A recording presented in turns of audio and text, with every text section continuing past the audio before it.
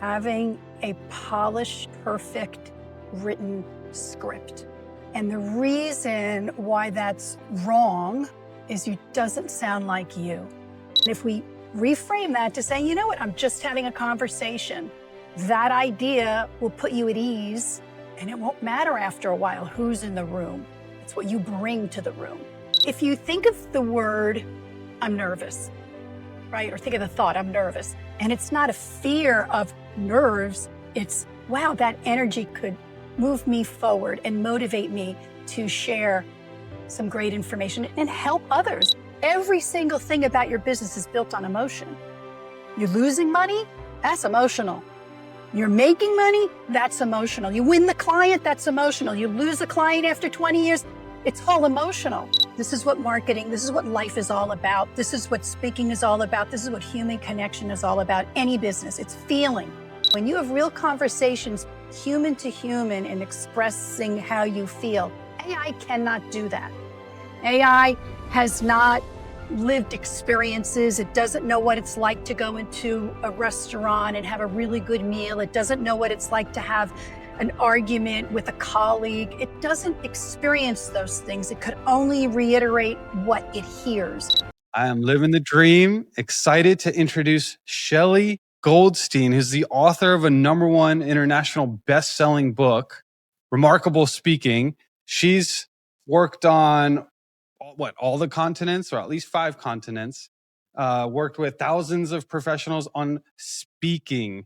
And Chris, you and I talk about this. We started this show in part because we wanted to get better at speaking. This is going to be amazing for us to do this podcast. So without further ado, we're going to get into more of the qualifications and everything during the show. But without further ado, Shelley, welcome to the show. I am the person that is known as a social butterfly, but I absolutely froze when I had to make a presentation. And what you may not know about me is, even though I've worked with all these people and from different countries around the world and different industries, I share the same fear that you share. And what I'm sharing today is how I got past that in maybe some unusual ways. So, Shelley, you've worked with so many people to help them get better at speaking and presenting, clarifying their messages. What is something that most people get wrong when it comes to public speaking? Having a polished, perfect written script. And the reason why that's wrong is it doesn't sound like you. And like I said, I froze on stage, and that was mostly because I practiced so hard to memorize a speech that was perfectly written, had all the talking points. And when my nerves hit, there's no way that nervous energy can recapture or recall all those facts and memorization, which I'm terrible at anyway. So if you get rid of all of that angst and anxiety right there of having to memorize and just be yourself and talk about your personal stories and journeys, you're going to make it a little easier for yourself. And chances are when you speak, you'll be more than right. You'll actually connect with people because it's the real you. What's the difference between speaking to a group or a large audience, or maybe one-on-one speaking, and maybe what's similar among all those things to still stay effective in delivering the message and probably more importantly, the energy that you're wanting to convey? I'm going to start with the latter part of that because I like it better. That's what I lean into. There really isn't a difference. And you might be saying, well, Shelley, yeah, there's high stakes and low stakes. Truth is, we know how to speak. We speak all the time, whether you're in an airport checking in on a flight, maybe you're at the market buying groceries, or it's a high stakes pitch to a potential client. You're speaking. You're speaking something that you have purpose and passion about, or you feel is just a message you want to convey. So by reframing that idea and realizing, yeah, I'm just talking human to human, you're going to connect with one person, maybe one person out of 10, maybe one person out of 100. It really doesn't matter any more than the color socks you're wearing. So it's something we build in our head as a negative. It's something that we believe, but it isn't necessarily true.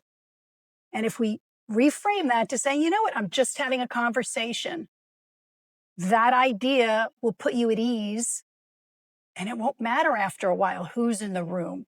It's what you bring to the room. Shelley, that makes a lot of sense.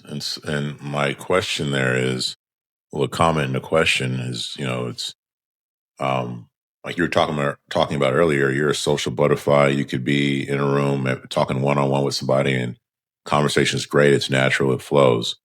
To take that same frame and then do it from a stage is different. So how does one reframe it and take that real life, real vulnerable connection and conversation they would have one on one and do it to the masses or do it with the masses? You know, Chris, I really love this question because at the end of the day, you're conveying a message. One really big idea, one important thing that you want to convey. And if you think in terms of delivering something of value to the people before you, they're coming to hear what you have to say. And you're sharing information and you're engaging in conversation from that perspective. It seems to me, or what's worked for me, is I'm not selling, I'm not presenting, I'm not forcing an idea, I'm sharing an idea. And that takes the heat off. And that's the reframe I sit with. There's a little exercise that I talk about in my coaching and in my book that says, you know, if you think of the word, I'm nervous, right? Or think of the thought, I'm nervous. It's energy in your body floating around. Now, the brain identified that energy as nervous. I'm nervous. But if the brain says, well, that energy, what if that's excitement? I'm excited to be here. I mean, just try saying that word excitement and not have the sides of your mouth curl up. And you're like, yeah, that energy is there to motivate me. All of a sudden, your brain starts to interpret that differently.